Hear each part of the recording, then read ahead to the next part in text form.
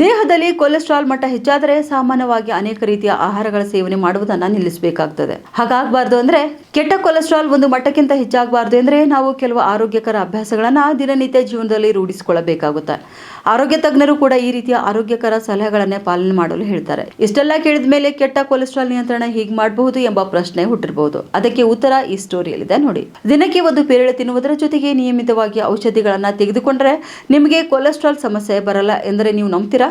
ಹೌದು, ಸ್ವಲ್ಪ ಆಶ್ಚರ್ಯವಾದರೂ ಕೂಡ ಅದು ಸತ್ಯವಾಗಿದೆ. ಏಕೆಂದ್ರೆ ಈ ವಿಷಯದ ಕುರಿತು ಮತ್ತಷ್ಟು ಮಾಹಿತಿ ಇಲ್ಲಿದೆ ನೋಡಿ. ಪೇರಲ ಅಥವಾ ಪೇರಳೆ ಹಣ್ಣು ಆರೋಗ್ಯಕ್ಕೆ ಬಹಳ ಒಳ್ಳೆಯದು ಎಂಬುದು ತಿಳಿದ ವಿಚಾರವಾಗಿದೆ. ಅದರಲ್ಲಿಯೂ ಕೂಡ ಈ ಹಣ್ಣು ದೇಹದಲ್ಲಿನ ಕೆಟ್ಟ ಕೊಲೆಸ್ಟ್ರಾಲ್ ಅನ್ನ ಕಡಿಮೆ ಮಾಡುತ್ತೆ. ಅದಕ್ಕಾಗಿಯೇ ಪೌಷ್ಟಿಕ ತಜ್ಞರು ಈ ಹಣ್ಣುಗಳನ್ನ ಯಥೇಚ್ಛವಾಗಿ ಸೇವನೆ ಮಾಡುವುದಕ್ಕೆ ಹೇಳ್ತಾರೆ. ಪೇರಳೆ ಹಣ್ಣು ಫೈಬರ್ ನಿಂದ ಸಮೃದ್ಧವಾಗಿದ್ದು ಇದು ರಕ್ತದಲ್ಲಿ ಸಂಗ್ರಹವಾದಂತಹ ಹೆಚ್ಚುವರಿ ಕೆಟ್ಟ ಕೊಲೆಸ್ಟ್ರಾಲ್ ಅನ್ನ ತೆಗೆದುಹಾಕಲು ಸಹಾಯ ಮಾಡುತ್ತೆ. ಮಾತ್ರವಲ್ಲ, ಇದು ಒಳ್ಳೆಯ ಕೊಲೆಸ್ಟ್ರಾಲ್ ಅನ್ನು ಕೂಡ ಹೆಚ್ಚಿಸುತ್ತದೆ. ಇನ್ನು ಪ್ರತಿದಿನ ಒಂದು ಪೇರಳೆ ಹಣ್ಣು ತಿನ್ನುವುದರಿಂದ ದೇಹದಲ್ಲಿ ಒಳ್ಳೆಯ ಕೊಲೆಸ್ಟ್ರಾಲ್ ಮಟ್ಟ ಹೆಚ್ಚಾಗುತ್ತೆ.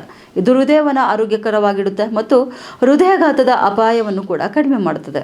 ಉತ್ತರ ಕರ್ನಾಟಕ ನ್ಯೂಸ್, ಇದು ಕನ್ನಡದ ಉಸಿರು.